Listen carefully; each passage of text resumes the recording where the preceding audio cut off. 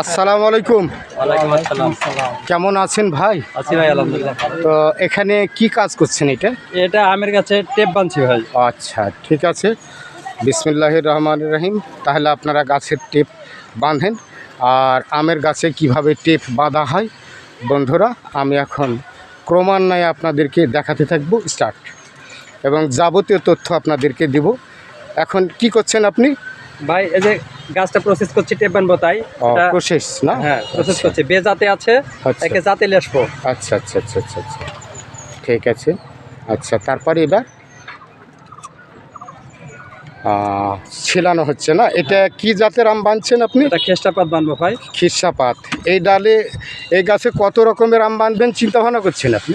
চিন্তা ভাবনা ভাই অনেক রকমই করা যায়। আচ্ছা আচ্ছা আপনি 5-7 রকম করা যাবে। আচ্ছা, কিন্তু আপাতত আমরা যেহেতু বাড়ির মানে গাছ, সেক্ষেত্রে বাণিজ্যিক ভিত্তিতে হবে। আচ্ছা আচ্ছা, বাড়ির খাওয়ার জন্য তৈরি হবে। আচ্ছা আচ্ছা, তাহলে এই কারণে আপাতত 2 ধরনের বানবো। আচ্ছা, কি কি জাত বানবেন চিন্তা ভাবনা করছেন? খেসটাপাত বানবো আর রূপালি বানবো। আচ্ছা, রূপালি। ঠিক আছে। এখন তাহলে আপনার টেপ কি আমের এটা টেপ দিলেন? এটা দিলাম হচ্ছে খেসটাপাত।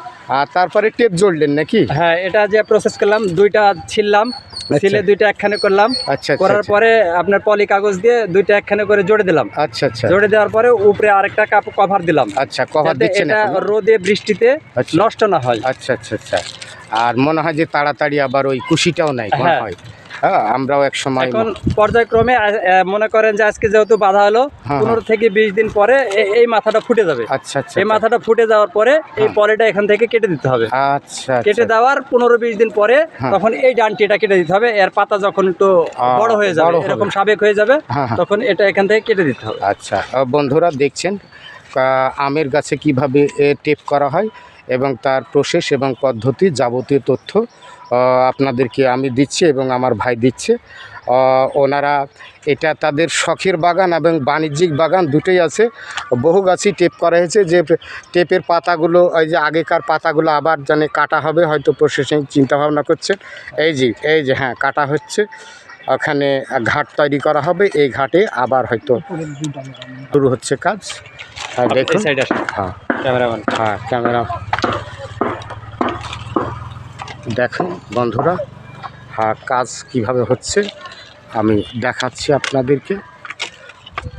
টেপ কিভাবে হয়, আগেকার জায়গাগুলোকে ফিনিশিং দেওয়া হচ্ছে, পাতাগুলোকে বড় পাতাগুলো সরিয়ে ফেলা হচ্ছে।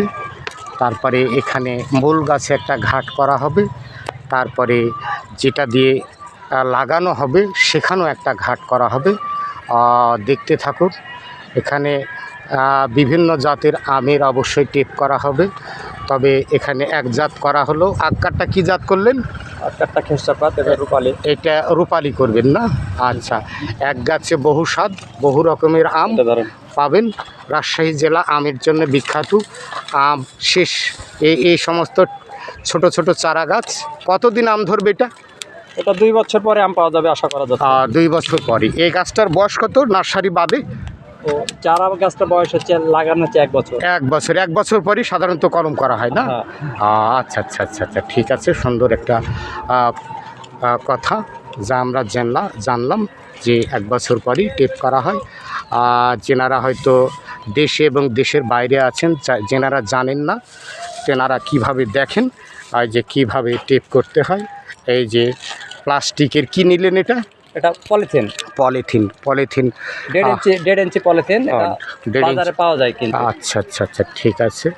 আমি পুরা বিস্তারিত তথ্য এবং পদ্ধতি ডাইরেক্ট দেখাচ্ছি, আপনারা দেখুন। সম্পন্ন হয়ে গেল। আবার চাকু।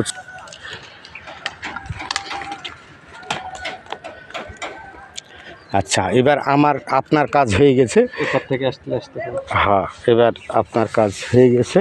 শুরু করতে